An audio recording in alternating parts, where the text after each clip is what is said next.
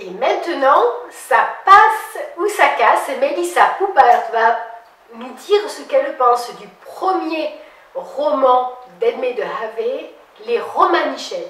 Et tenez-vous bien avec un tout nouveau jingle imaginé par Enrico Dorio.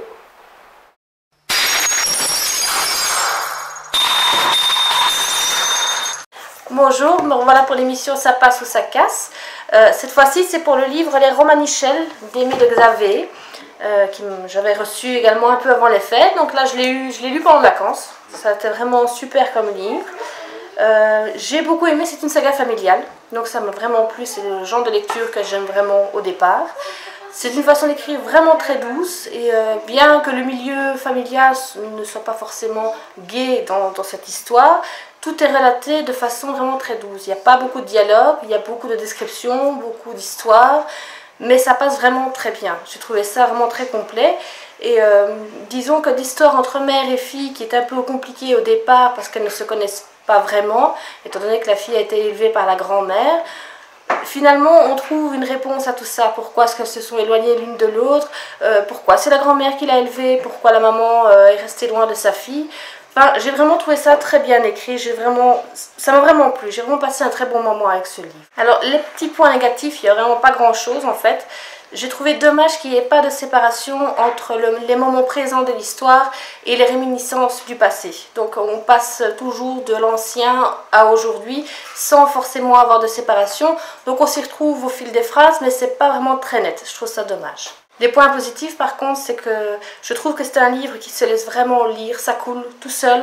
Moi j'ai pris 2 soirées pour le lire et je ne me suis pas ennuyée du tout. J'ai vraiment trouvé ça tendre, j'ai trouvé ça doux, des phrases poétiques, enfin, ça m'a vraiment plu. J'ai trouvé ça vraiment très chouette à lire. Alors au vu de cette lecture qui m'a plu, je serais quand même curieuse de rencontrer l'auteur parce qu'elle dénote beaucoup de douceur et c'est le genre de personne que j'aime particulièrement.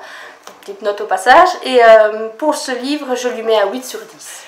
Eh ben, je suis soulagée parce que malgré tout, c'était une lectrice qui n'était pas acquise d'office puisqu'elle ne me connaît pas.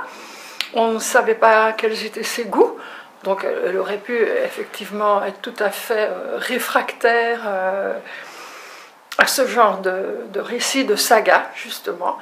Mais je suis très contente de voir que, heureusement, les sagas sont un style qui lui plaît, enfin en tout cas un genre de récit qui lui plaît, que celle-ci l'a bien accroché, elle n'a pas dû se forcer, donc ça fait très plaisir parce que bon, les gens qui lisent pour vous faire plaisir parce qu'ils vous ont promis qu'ils allaient lire, c'est embêtant.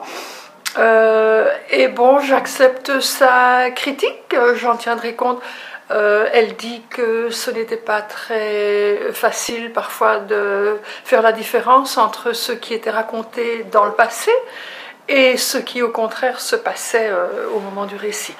Donc moi j'avais utilisé des polices de caractère différentes, mais apparemment ce n'est pas assez efficace, en tout cas au début. J'espère que au fil de la lecture, quand même, on s'en rend compte et que le déclic se fait plus rapidement. Voilà, et ben merci beaucoup. Enfin, merci puisque j'ai eu de la chance que ça vous a plu, Mélissa. Voilà, je suis contente. Et bon, voilà, les autres lecteurs, vous voyez, vous pouvez vous lancer. Hein, il faut y aller. Ok, au revoir.